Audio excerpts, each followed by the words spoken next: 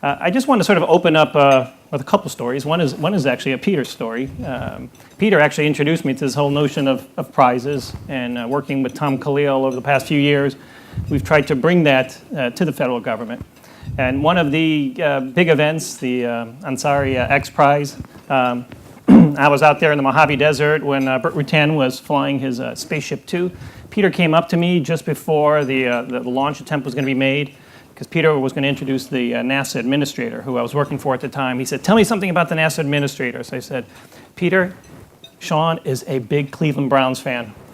So he gets up on stage and he introduces the NASA administrator, and he says, "Sean O'Keefe, a big Cleveland Browns fan." And I could see the NASA administrator look over to me because he's not a Cleveland Browns fan. And just so Peter, I don't know if you ever knew that, but you were part of an ongoing joke I had with the NASA administrator.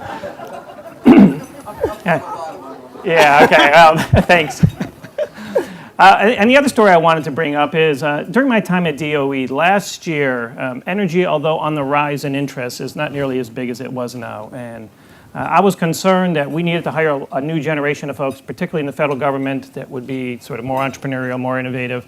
And I wanted to start it with the schools. So in fact, I wanted to go back to my alma mater at MIT, and I went to our HR department, and they said, "Don't go there. We don't recruit there." I said, "Why not?" They said, "Well, because we just don't compete well." Well, okay, so then I took this as a challenge. I decided, so I'm going to MIT. So I went to MIT. When I went there, I gave a talk, and we had about 40 students turn out.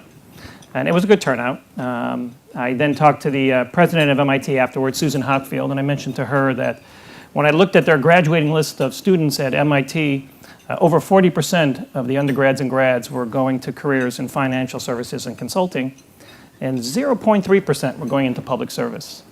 I said, at the time, this was before the economy collapsed, I said, "Look, I know we can compete, but that strikes me as an imbalance." Fast forward, about 6 weeks ago, I went to MIT, and I was in a pretty big conference hall, and we had 100+ students. I mean, it was packed. And I can assure you it's not because I'm a dynamic speaker.